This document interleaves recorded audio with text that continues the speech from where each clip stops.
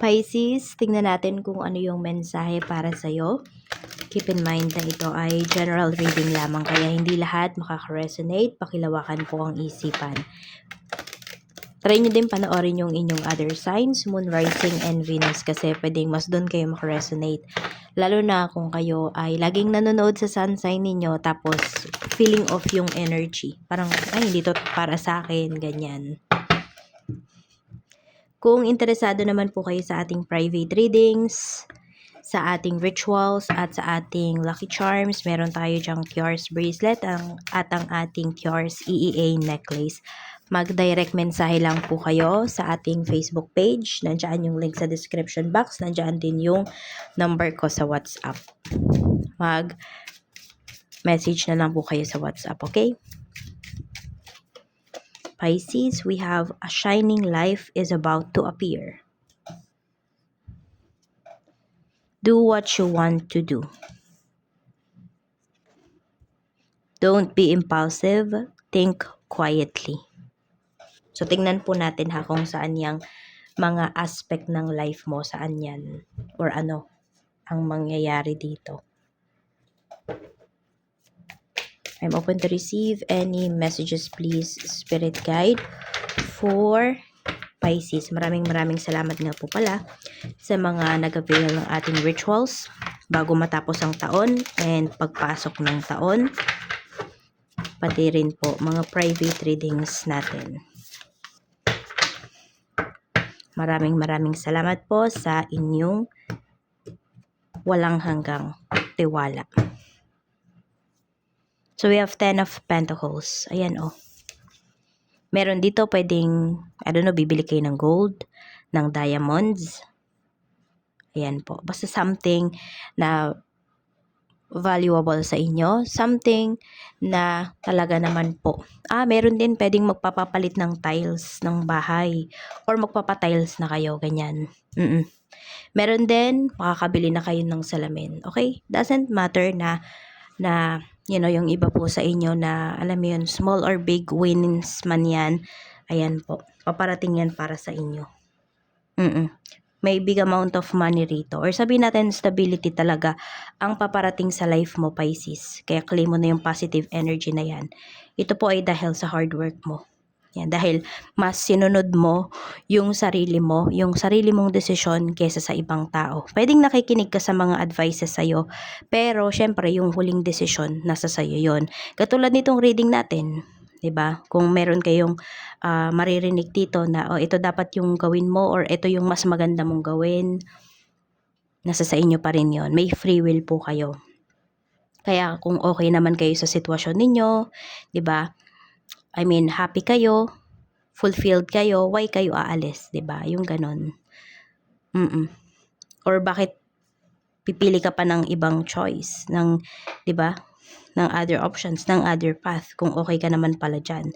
So ayan po, protektahan nyo daw. Or sabihin natin, kung ano man tong paparating na to sa life mo, ingatan nyo po talaga yung finances mo. Kung meron dito, bibili nga kayo ng gold. You make sure na legit yung mabibilhan po ninyo. Ayan, kasi may paglalabas din ng pera na pinapakita rito eh. Gagastos po talaga kayo para dito sa, ayan, sa pagbabago sa life ninyo. So, makikita mo din talaga yung improvement, pwedeng ng bahay, ng sarili mo, yan. Kaya meron nga dito, bibili ng salamin din. Oo, baka wala kayong salamin sa bahay. Yung malaki talaga, yung ano ba yung full body mirror, yung tipong ganyan. Yan, meron din magpapapalit ng bintana. So, ang nakikita ko kasi dito, something na may reflection. Yan, pwedeng yan yung bibilhin ninyo.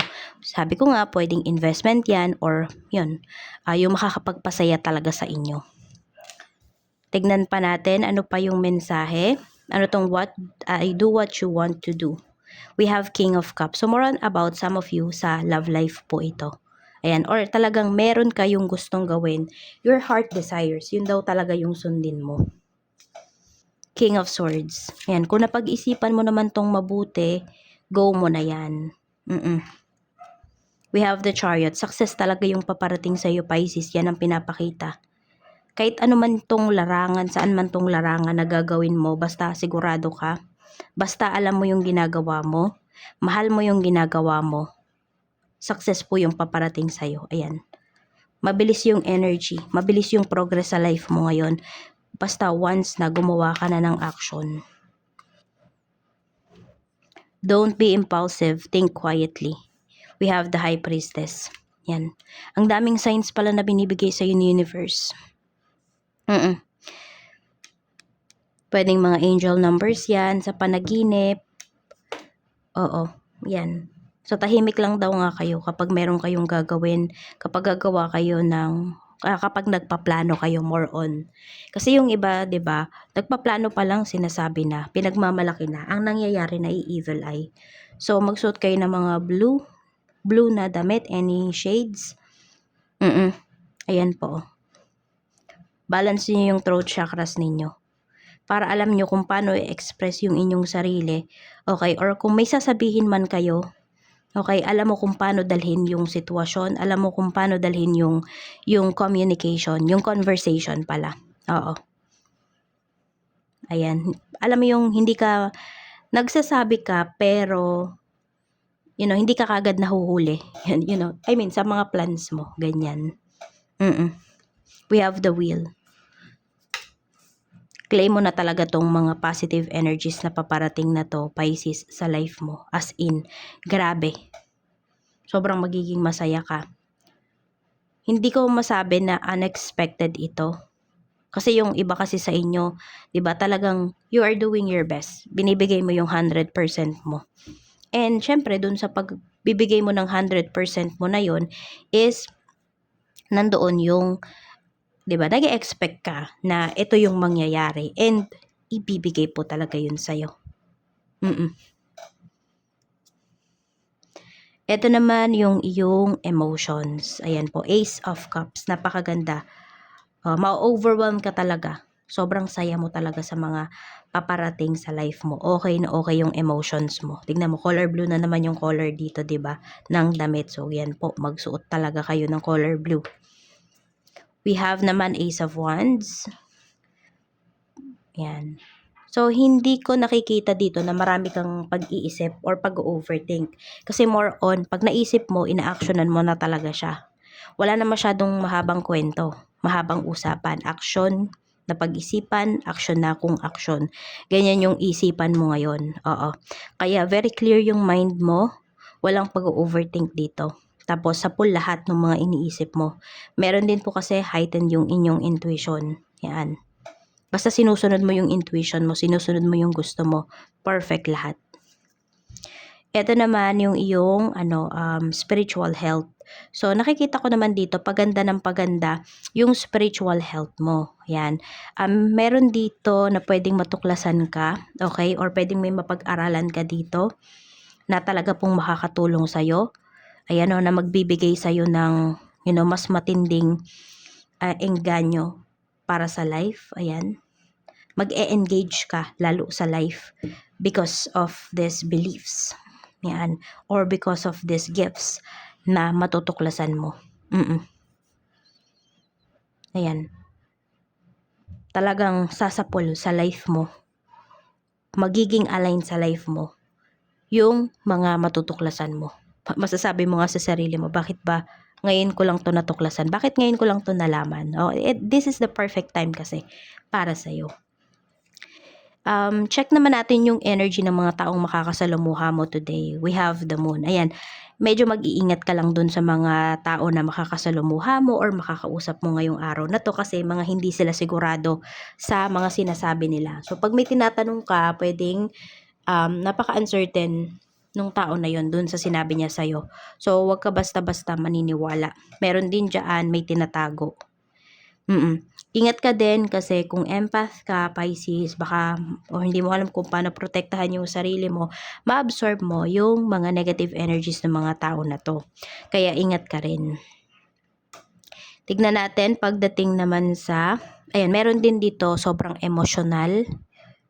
Oo, pwedeng nagagalit, kaya mag-ingat ka. Check natin pagdating naman po sa blessings. We have 5 of cups. May nakukonsensya dito. Oo, pwedeng merong gumawa ng hindi maganda sa'yo. Nakakarma yung tao na yon, kaya siya nakukonsensya. Ayan, and meron dito nanghihinayang sa connection po ninyo. Whether friend mo to, romantic partner, ayan, tapos hindi kayo okay ngayon or meron dito naghiwalay. So, nagigilty, nanghihinayang yung tao na yon sa connection po ninyo. So, hindi siya makapag-focus. Kung ikaw, paganda ng paganda yung life mo, yung tao na to, pabagsak ng pabagsak. Ganun yung nangyayari sa kanya. Pwedeng sabihin natin, hindi mo na sa finances niya. Sa nararamdaman niya muna. Yung pagkabilib niya sa sarili niya, nawawala yun. Hindi lang maganda yung energy na to kung kinukulit ka nung tao na to. Okay? Pero kung hindi ka naman niya kinukulit, ayan, tahimik siya na nalulugmok. Yun yung nangyayari sa kanya. Well, marami sa inyo Pisces, pwedeng hindi nyo gusto yung nangyayari dun sa tao na yun kahit na nasaktan kayo. Pero kasi yun nga yung karma niya. So, we have naman 3 of Cups. So, may mga mamimit ka naman dito na mga tao na aligned din sa mga nangyayari sa life mo. Aligned yung frequency ninyo. Ayan, same frequency kayo ng mga tao na to. So, walang kahirap-hirap yung mga pag-uusap po ninyo. Tapos, meron ding ikakasal. Ayan po. So, nga, kasal to. Yung energy na to, yung nandito. So, pwedeng pag-uusapan, paplanuhin na po ang pagpapakasal. Nasa sa inyo na yan kung bongga ba yung kasal or simple, intimate ba. Yan po. Basta mapapag-usapan nyo yan. Meron dito. Or pwedeng invited kayo sa isang intimate wedding. Meron tayong 8 of Wands. May travel din na pinapakita rito.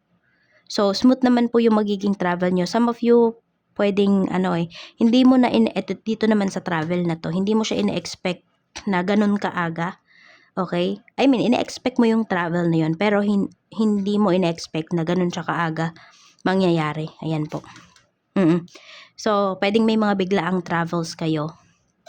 Yan po ang pinapakita. Para safe kayo makakarating dun sa pupuntahan ninyo. So, basta perfect time yan para sa inyo. Kahit sabihin natin na biglaan po yan. Sa work naman, tingnan natin kamusta naman ang work. We have strength. Meron tayong 10 of Cups. So, marami sa inyo. Sobrang happy nyo pa pagdating sa inyong career. Ayan po. Tapos, family din yung turing sa'yo ng mga katrabaho mo. Pisces. I mean, marunong ka talagang makisama.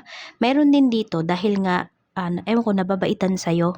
So, parang lahat ng sinasabi mo, sinusunod nitong taong to. Lahat ng pinapayo mo sa kanya, kahit outside sa trabaho, sinusunod ka.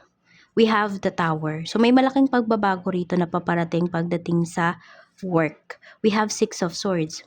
Pwedeng may biglang magde-decide dito na umalis na agad. Or kasi nga, pwedeng may inaayos na kayo dito. May work pa kayo, pero pwedeng meron kayong inaayos na travel.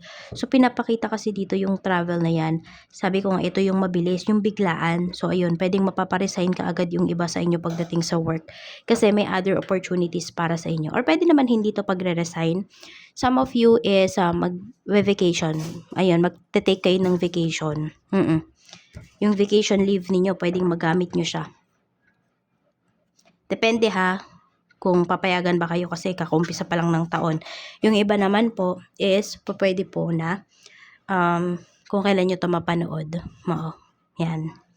Kasi timeless naman yung mga readings natin. So, napapansin nyo naman, di ba, hindi ako naglalagay ng date. Hindi na ako naglalagay ng date kasi talaga possible na kung kailan nyo ito napanood, kahit anong month or year man, pwede pa rin kayo makaresonate. Tapos, napansin nyo rin, hindi rin ako nagbubura ng mga videos. Yung mga dati-dati pang videos. Yan. Tingnan natin pagdating naman sa negosyo. We have Page of Swords. So, meron ba kayong bagong natuklasan na strategy pagdating sa inyong negosyo? Ayan po. Or meron kayong pinag-aaralan dito kung kukuha kayo kay supplier B? Nagdadalawang isip pa yung iba sa inyo. Tingnan natin. Queen of Pentacles. So, may lalabas ka kasing pera dito. Tingnan po natin kung babalik ba siya agad. 4 of Wands. Okay, kung ano man yung ilalabas ninyong pera ngayon dito sa inyong negosyo, possible. Pinakamatagal, depende sa laki pinakamatagal is 4 years bago siya bumalik. Meron naman dito 4 months, 4 days, at saka 4 weeks. Ayan po. So, babalik at babalik yung pera na ilalabas mo. Hindi ka naman malulugi dito. Pero tignan nyo din kung okay ba sa inyo yung tagal or yung igse nung pagbalik ng pera na yun. Oo. O kung kailan kayo makaka-ROI, 'di ba? ROI, return of investments. Check natin yung clients mo. We have 6 of Cups. Marami ka pa ding mga datihang mga clients. Sabi natin mga suki, ganyan po. So, marami dito, ilang years yung pagsasamahan ninyo ng mga suki mo na to. Matagal po talaga. Kasi nandun na din yung nabuo na yung tiwala, yung trust dito sa yung relationship between client and yan, kayo na nagnenegosyo. Sa clients, ayan, sa clients yan. Ito naman sa staff, we have 6 of Swords. 9 of Pentacles. Merong nagsisinungaling dyan sa staff mo. May usapang pera talaga. Hindi ko alam kung may nagrereklamo dyan pagdating sa pasweldo. Ayan po. Or may nangungupit dito. Pakonti-konti. Yung pakonti-konti na yun, pag naipon nyo ng tao na yun, kung iniipon man niya, malaki na din yan. Pwedeng madidiscover mo yan. Madidiscover mo yan. Tahimik ka lang. Kung may napapansin ka, ito yun yung energy na to, yung tahimik kang kumilos, ganyan. Huwag kang magmadali. So, wag mong ibubungad sa kanila or wag mo sila munang i-confront, magmasid ka muna. Yun yung gawin mo. Kung may napapansin ka na dito na parang laging nagkukulang, ganyan, short, yan po. Pag-aralan mo muna yung hakbang na gagawin mo dito. Unti-untiin mo lang. Mahuhuli mo kung sino yan, yung gumagawa na yan. Sa kaperahan naman, kamusta? We have Temperance. So, 'di ba?